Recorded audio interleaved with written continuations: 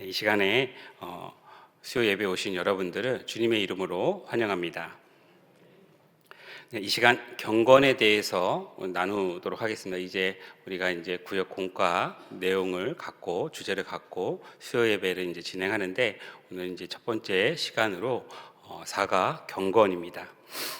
이 경건은 사전적인 의미는 종교적인 헌신이나 영성을 포함한 미덕이라는 그런 뜻을 갖고 있습니다. 이 고대 그리스에서 경건은 이 선하고 명예로운 시민 생활의 이상을 예증해 주는 덕목이라는 뜻이었습니다. 경건의 이 히라버의 단어는 유세베이아입니다. 이 좋은이라는 뜻의 단어 유부와 존경하다라는 뜻의 세베이아라는 단어가 합성된 말입니다. 간단하게 이 경건이란 말은 존경받을 만한 좋은 행위라는 그런 의미를 갖고 있습니다. 누가는 이런 헬라적인 의미의 경건을 차용하여서 종교적인 언어로 사용하였습니다. 다시 말해서 경건은 존경받을 만한 종교적인 행위를 말합니다.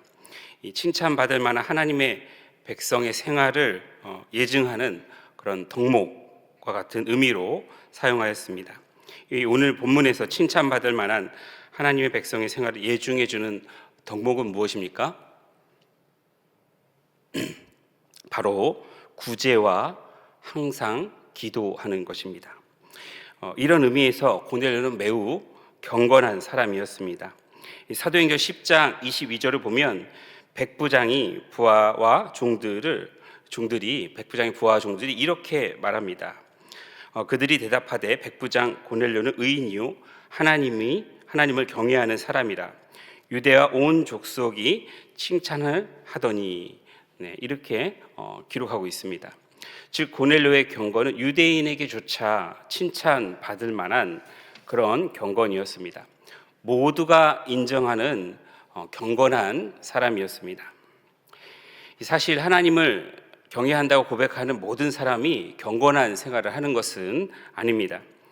때로는 하나님을 경외한다고 하지만 생활은 경건하지 못한 경우가 있습니다.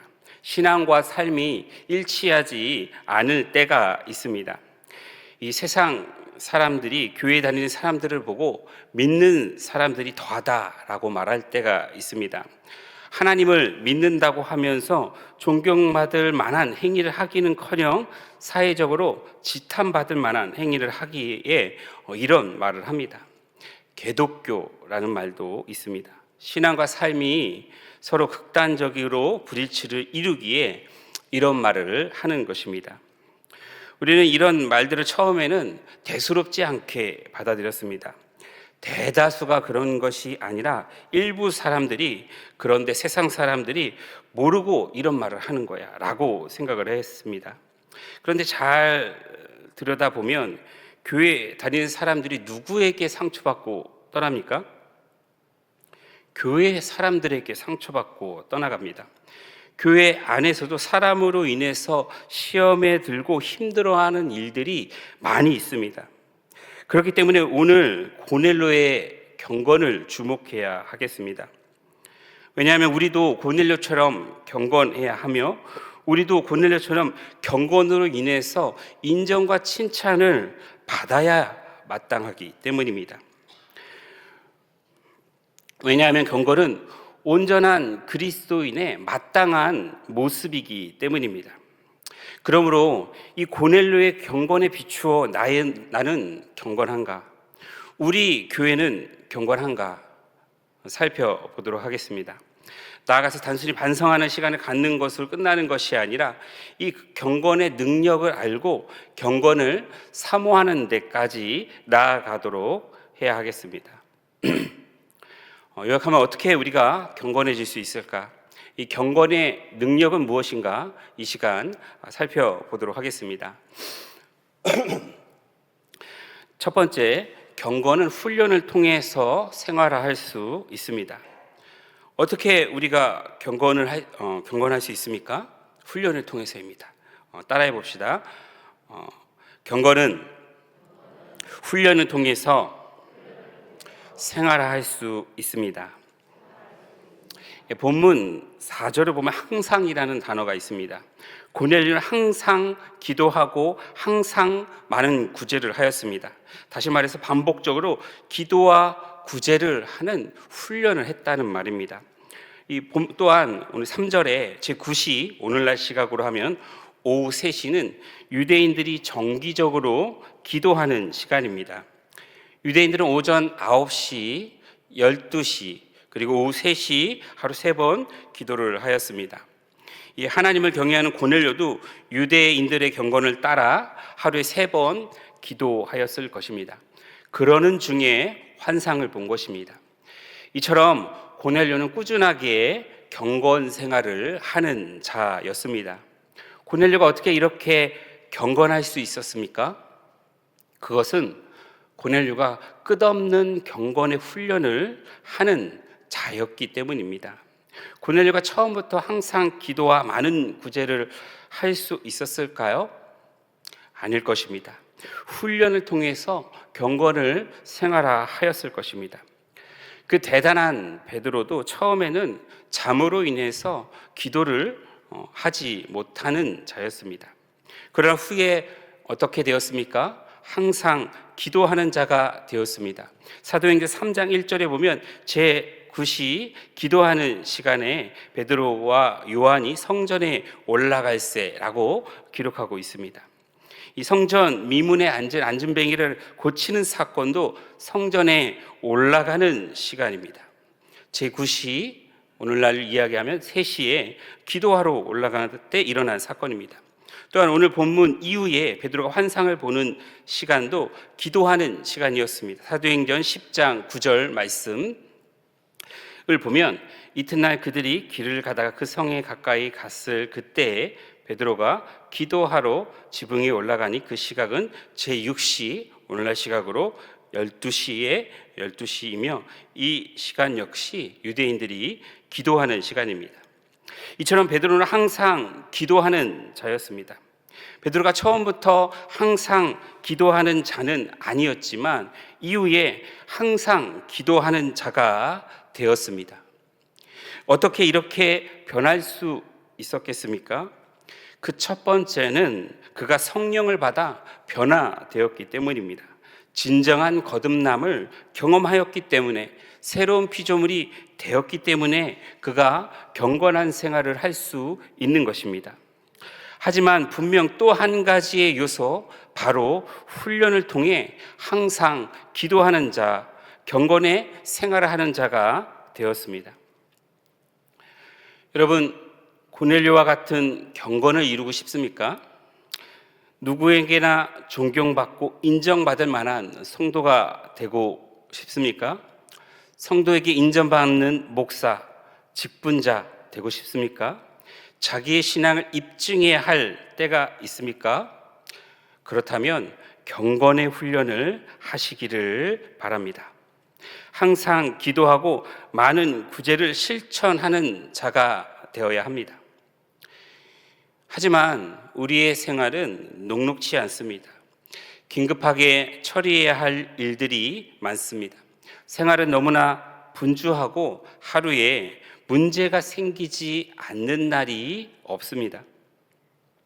그래서 우리는 중요한 경건의 훈련을 뒤로 미룹니다. 지금은 때가 아니라고 말합니다. 예수님이라면 어떻게 하셨을까요? 마가복음 1장에 보면 예수님은 권위 있는 사역으로 인해서 많은 사람들이 예수님께 몰려옵니다. 예수님은 하루 종일 가르치고 고치는 사역을 하였지만 저녁까지도 사람들이 몰려와서 쉴 수 없는 그런 사역을 하였습니다. 온몸이 녹초가 되었을 것입니다. 이때 예수님은 너무 피곤하니 경건의 훈련은 뒤로 미루자라고 말하지 않으셨습니다. 마가복음 1장 35절 말씀을 보면 새벽 아직도 밝기 전에 예수님께서 일어나 한적한 곳으로 가서 거기서 기도하셨다라고 기록하고 있습니다. 예수님은 분주하고 피곤하고 힘든 상황 가운데서도 결코 경건의 훈련, 경건의 생활을 뒤로 미루지 않으셨습니다.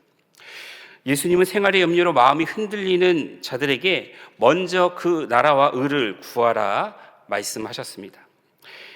예수님을 따르기 전에 자신의 할 일을 먼저 할 수 있도록 허락을 구하는 무리들에게 손에 쟁기를 잡고 뒤를 돌아보는 자는 하나님의 나라에 합당하지 아니하다 말씀하셨습니다. 여러분, 우리가 경건을 뒤로 미루는 것들은 아마도 대부분 이러한 범주 안의 문제들일 것입니다. 그리고 그러한 이유는 합당하지 않은 이유임을 여러분 명심하시기 바랍니다. 이제 긴급하고 분주한 일이 경건의 훈련을 방해하지 않도록 하시기를 바랍니다. 새벽에라도 먼저 일어나서 경건의 훈련을 하는 열정으로 경건의 생활을 이루어 가시는 자 되시기를 바랍니다.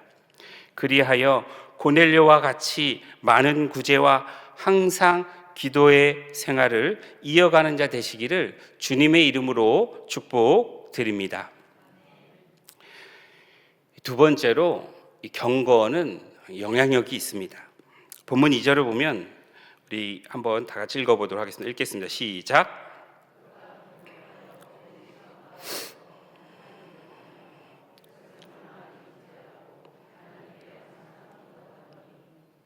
네, 이 고넬료의 온 집안 사람들은 하나님을 경외하는 자였습니다. 고넬료의 아내와 자녀들은 하나님을 경외하는 자였습니다. 또한 고넬료의 하인들도 하나님을 경외하는 자였습니다. 심지어 고넬료의 부하 중에서도 경건하여 하나님을 경외하는 자가 있었습니다. 10장 7절에 보면 마침 말하던 천사가 떠나매 고넬료가 집안 하인들과 부하 가운데 경건한 사람 하나를 불러라고 기록하고 있습니다. 아마도 이들은 이 고넬료의 신앙에 영향을 받아 하나님을 경외하는 자가 되었을 것입니다. 이처럼 경건은 주변 사람들에게 선한 영향력을 끼칩니다. 하지만 가장 먼저 영향을 받은 것은 고넬료 자신입니다. 고넬료 역시도 유대인들의 경건을 보며 유대교에 대해서 흠모하는 자가 되었을 것입니다. 그들의 많은 구제와 항상 기도하는 모습에 깊은 감명을 받았을 것입니다. 그리하여 하나님을 경외하는 자가 되었고 경건에 힘쓰는 자가 된 것입니다. 이처럼 경건은 영향력이 있습니다. 주변 사람들에게 감명을 주고 하나님을 흠모하게 합니다. 여러분, 예수님께서 제자들을 어떻게 경건 훈련을 시키셨습니까? 먼저 경건의 모습을 보이셨습니다. 요한복음 13장에 보면 예수님께서 예고하신 고난의 시간이 가까이 올 때 예수님께서 저녁 식탁에서 일어나서 겉옷을 벗고 수건을 가져다가 허리에 두르고 대야에 물을 떠서 제자들의 발을 씻으셨습니다. 예수님께서 발을 씻기신 것은 당시에 가장 신분이 낮은 하인들이 하는 것이었습니다. 이에 베드로는 예수님께서 자신의 발을 씻을 것을 거절하였습니다. 그럼에도 예수님께서 베드로를 비롯한 모든 제자들의 발을 씻기셨습니다. 왜 예수님께서 제자들의 발을 씻기셨습니까? 이 섬김의 본을 보이는 것이 제자들을 섬기도록 하는 가장 강력한 힘임을 아셨기 때문입니다. 예수님께서 서로 섬길 것을 명령하시기 전에 섬김의 본을 보여주셨습니다. 그리하여 제자들에게 따르게 하셨습니다. 왜 그렇게 하셨습니까? 본을 보이는 것이 가장 큰 영향을 미치기 때문입니다. 이 사도행전을 기록한 누가도 예수님께서 행하시고 가르치셨다라고 기록하고 있습니다. 사도행전 1장 1절 말씀을 보면 우리 함께 읽어보겠습니다. 시작. 예수께서 행하시고 가르치기를 시작하신부터 이렇게 기록되어 있습니다. 다시 말해서 예수님께서 누가는 먼저 본을 보이시고 가르치셨다라고 말씀하고 있는 겁니다. 사실 누가는 예수님의 제자가 아닙니다. 누가는 예수님을 본 적도 없는 사람입니다. 누가가 누가복음과 사도행전을 기록할 수 있었던 것은 성령의 조명 가운데 예수님의 제자들의 증언을 통해서 기록한 것입니다. 누가복음 1장 2절에 3절을 우리가 함께 읽어보도록 하겠습니다. 읽겠습니다. 시작. 처음부터 목격자와 말씀에 읽고 낸 자들이 전하여 준 그대로 내력을 조술하려고 붓을 든 사람이 많은지라. 그 모든 일을 근원부터 자세히 미루어 살핀 나도 데오빌로 카카에게 차례대로 써 보내는 것이 좋은 줄 알았노니 라고 기록하고 있습니다. 이 무슨 말입니까? 누가가 복음서를 쓰기 위해서 예수님과 함께 동고동락한 이 제자들의 증언을 근원부터 자세히 미루어 살핀 결과 예수님의 성품, 예수님의 생활은 어떤 모습이었습니까? 먼저 본을 보이시고 행하시는 분이었다는 것입니다. 아마도 누가는 그러한 예수님의 경건에 깊은 감명을 받았을 것입니다. 그리고 그것을 행하시고 가르치시기를 시작하심부터라고 표현한 것입니다. 물론 우리가 예수님을 믿는 것은 예수님이 대단한 성인이라서가 아닙니다. 예수님께서 죽으셨다가 부활하심으로 하나님의 아들이신 것을 확증하신 것과 우리의 죄를 대속하셨기 때문에 우리가 예수님을 믿는 것입니다. 하지만 분명 예수님은 깊은 경건의 모습으로 제자들과 오늘날 많은 사람들에게 깊은 영향력을 끼치고 있습니다. 이처럼 경건은 주변 사람들을 변화시키는 능력이 있습니다. 빅토르 위고의 소설 레미제라블의 주인공 장발장은 이 가난으로 인해서 조카들이 먹을 빵이 없자 이 빵을 훔치다가 걸려서 5년형을 선고받게 됩니다. 그리고 탈출을 4번 시도하다가 걸려서 14년형이 늘어나서 총 19년을 살다가 출소하게 됩니다. 이 감옥에 나온 장발장은 그의 전과 기록으로 인해서 식당과 여관에서 거절받게 됩니다. 이런 모든 것들이 겹쳐서 세상을 저주할 때 어느 주교의 도움을 받아 주교관에 머물게 됩니다. 하지만 악에 받쳐 있던 장발장은 이 주교의 은식기를 훔쳐 달아납니다. 하지만 이내 붙잡혀 다시 감옥에 갈 처지에 놓이게 됩니다. 19년을 감옥에 살았는데 나온 지 며칠 만에 다시 감옥에 가게 되는 상황에 놓인 것입니다. 하지만 주교가 그 죄를 덮어줍니다. 주교의 것이 맞는지 확인하는 경찰 앞에서 장발장의 은초대까지 주며 왜 내가 은초대까지 줬는데 씻기만 가져갔느냐라고 말을 합니다. 이 장발장은 그 주교의 행동에 깊은 감명을 받습니다. 그리고 새로운 삶을 살기로 다짐합니다.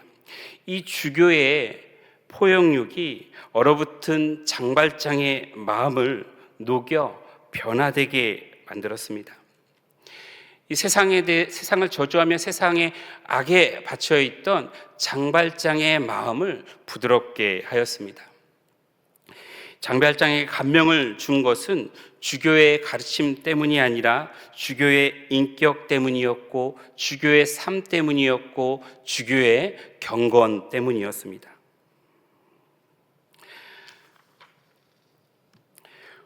이 고넬료 역시 많은 구제를 하는 사람이었습니다. 가난한 사람들에게 주는 일에 관대한 사람이었습니다.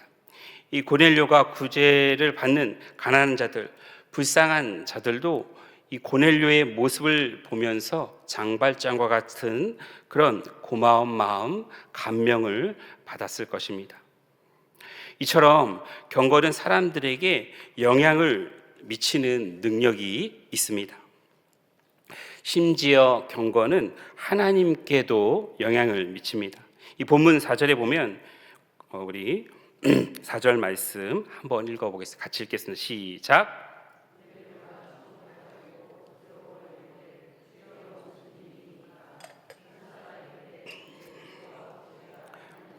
상달되어 기억하신 바가 되었으니. 아멘. 네, 이 기억으로 번역된 단어는 기념이라는 뜻도 갖고 있습니다. 이 단어는 레위기 2장 2절에 기념문을 뜻하는 히브리어 단어를 헬라어로 번역할 때 쓰이는 단어입니다. 레위기 2장 2절을 읽어보도록 하겠습니다. 읽겠습니다. 시작. 가져갈 것이요 제사장은 그 고운 가루 한 움큼과 기름과 그 모든 유향을 가져다가 기념물로 제단 위에서 불을 지니 화제라 여호와께 향기로운 냄새라. 아멘. 레위기 2장 2절에서 기념물은 화제로 드리는 고운 가루 한 큼과 기름, 즉 제물을 말합니다. 그리고 이것을 기념물이라고 말합니다. 그런데 오늘 사도행전 10장 4절에서 고넬료의 기도와 구제가 기념물이 되었다, 상달되었다, 이 말이 이제 기념물이라고 제가 말씀드렸죠. 기념물이 되었다라고 말합니다. 이 하나님께 상달되는 향기로운 냄새라고 말하고 있습니다. 이 하나님께서는 우리의 경건을 기뻐하십니다. 우리의 경건이 하늘에 영향을 미치고 하늘에 상달되어 하나님께 향기로운 냄새가 됨을 여러분 기억하시기를 바랍니다. 때론 경건의 생활이 무슨 소용이 있는가 하는 생각을 할 때도 있습니다. 차라리 실제적인 것, 유용한 것을 하는 것이 훨씬 유익하다라는 생각을 합니다. 어떤 사람은 그 시간에 잠을 자거나 취미 생활을 하거나 자격증을 따거나 교제를 하거나 삶에 기쁨을 주는 일을 하고자 합니다. 성도조차도 그 시간을 아까워할 때가 있습니다. 하지만 우리의 경건은 우리도 모르게 주변 사람들에게 깊은 영향을 미칩니다. 하늘에까지 상달됩니다. 말씀과 기도로 변화된 나는 주변 사람들이 알게 되고 이웃들이 알게 되고 하늘까지 알게 됩니다. 그리고 우리의 모습은 주변 사람들에게 큰 영향을 미칩니다. 나아가 하늘에 상달되어 복으로 돌아옵니다. 그러므로 경건의 시간은, 경건의 생활은 결코 절대로 무익한 시간이 아님을 기억하시기를 바랍니다. 우리는 하나님의 강고판이다라는 책이 있습니다. 세상 사람들이 우리의 모습을 통해서 하나님을 알게 됩니다. 우리의 모습이 적절하지 못하면 세상 사람들은 하나님에 대해서 잘못 알게 되는 꼴이 되는 겁니다. 반대로 우리의 모습이 적절하다면 세상 사람들이 우리의 모습을 보고 하나님을 알게 되고 하나님을 찬양하게 될 것입니다. 이 광고의 역할을 어떻게 하면 잘할 수 있습니까? 잘할 수 있는 길은 무엇입니까? 바로 경건입니다. 우리가 경건할 때 하나님의 거룩함이 세상에 알려지게 될 것입니다. 하나님과 사람에게 칭찬받을 만한 경건으로 세상에 선한 영향력을 미치는 성도 되시기를 바랍니다. 세 번째로, 경건은 하나님의 도구로 사용됩니다. 이 본문 44절에 보면 베드로가 말을 할 때 성령이 말씀을 듣는 모든 사람들에게 내려오시니라고 기록하고 있습니다. 이 장면은 이방인에게 처음으로 성령을 선물로 받은 것을 기록한 장면입니다. 이때를 기점으로 삼아 복음이 이방인에게로 확장됩니다. 그런데 이 복음이 이방인에게 확장되는데 한 가지 장애가 있습니다.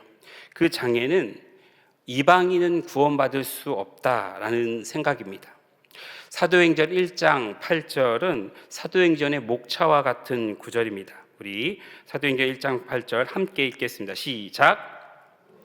성령이 너희에게 임하시면 너희가 권능을 받고 예루살렘과 온 유대와 사마리아와 땅끝까지 이르러 내 증인이 되리라 하시니라. 아멘. 이 사도행전 10장 이전에는 복음이 예루살렘과 온 유대와 사마리아에 머물러 있었습니다. 아직 이방인에게 복음이 전해지지 않았습니다. 왜냐하면 유대인에게는 이방인은 부정한 자들이며 구원받을 수 없는 자라는 생각이 있었기 때문입니다. 그러나 본문 이후에 베드로가 황홀한 중에 하늘에서 큰 보자기 같은 것이 내려오는 것을 봅니다. 그 안에는 각종 부정한 동물들이 있었습니다. 하늘의 소리가 들렸는데 베드로에게 그것을 먹을 것을 명령합니다. 하지만 베드로는 부정한 음식이라 먹을 것을 거절합니다. 이것은 이방인이 부정하다는 유대인의 신념을 보여주는 환상입니다. 이 신념으로 인해서 복음이 이방인에게 확장되지 못했던 것입니다. 하나님은 이 신념을 깨트리기 위해서 경건한 고넬료를 사용하십니다. 고넬료를 통해서 이방인이라도 하나님을 경외하고 경건할 수 있음을 보여줍니다. 고넬료를 통해서 이방인이라도 복음을 믿는 자는 유대인과 동일하게 성령을 선물로 받으며 구원받을 수 있다는 것을 알려주십니다. 물론 이 고넬료의 경고로 인해서 고넬료가 구원받았다는 말은 아닙니다. 고넬료가 구원받을 수 있었던 것은 전적으로 하나님의 은혜입니다.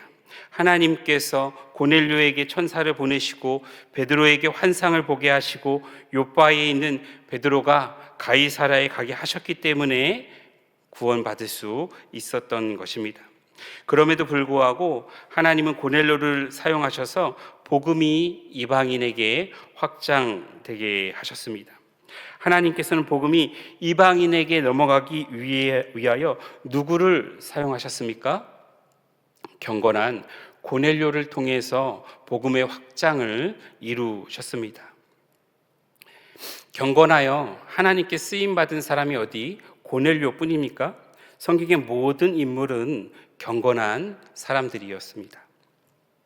이 아브라함이 부름받은 이후에 훈련을 받으며 경건을 이루었습니다. 그리하여 하나님께서 하나님을 경외하는 자다라는 인정을 받았습니다. 모세도 마찬가지입니다. 모세는 매우 온유한 자였습니다. 민수기 12장 3절 말씀 한번 읽어보도록 하겠습니다. 읽겠습니다. 시작.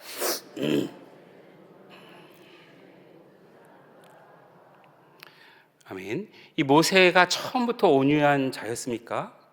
그렇지 않습니다. 모세도 혈기 있는 자였습니다.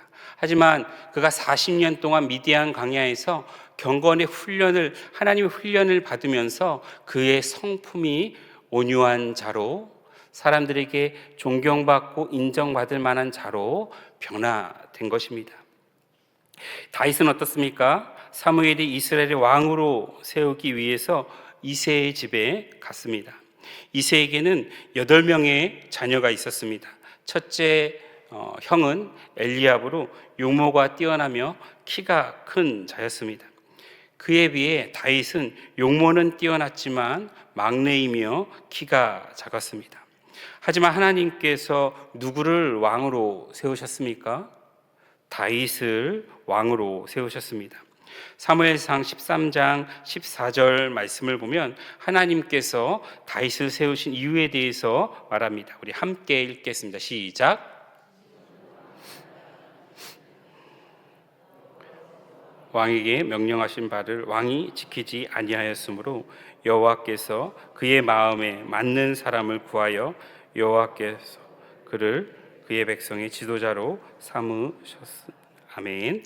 이 하나님께서 다윗을 선택하신 이유는 그가 하나님 마음에 합한 자였기 때문입니다. 이 하나님과 하나님을 위하며 하나님의 영광을 위하는 자였습니다. 하나님의 마음이 곧 다윗의 마음이었습니다. 어떻게 다윗이 그러한 하나님의 마음에 합한 자가 될 수 있었겠습니까? 그가 경건하였기 때문입니다. 경건의 훈련으로 하나님께서 쓰시기에 좋은 자가 되었기 때문입니다. 반대로 사울 왕의 경우는 어떻습니까? 비록 이스라엘의 왕으로 기름 부음을 받았지만 하나님께 순종하지 않고 탐심으로 인하여 하나님께 쓰임 받지 못하였습니다. 삼손의 경우도 마찬가지입니다. 정욕에 눈이 멀어서 하나님께 기름 부음을 받았지만 쓰임 받지 못하였습니다. 이처럼 하나님께서는 합당한 자를 쓰십니다. 그 합당은 높은 능력이나 업적을 말하는 것이 아닙니다. 그럼 누가 합당한 자입니까? 오늘 본문의 용어를 빌려 말하자면 경건한 자입니다. 구약의 용어를 빌려 말하자면 거룩한 자입니다. 하나님은 경건한 자를 하나님의 일의 도구로 사용하신다는 것을 여러분 기억하시기를 바랍니다. 디모데후서 2장 20절에서 21절 말씀 우리 함께 읽겠습니다. 시작. 금그릇과 은그릇뿐 아니라 나무 그릇과 질그릇도 있어 귀하게 쓰이는 것도 있고 천하게 쓰이는 것도 있나니 그러므로 누구든지 뒤에를 읽어드릴게요. 그러므로 누구든지 이런 것에서 자기를 깨끗하게 하면 귀히 쓰는 그릇이 되어 거룩하고 주인의 쓰심에 합당하며 모든 선한 일에 준비함이 되리라. 아멘. 기록하고 있습니다. 이 사람들은 그릇의 재질에 주목을 합니다. 금으로 만들었는지 흙으로 만들었는지를 주목합니다.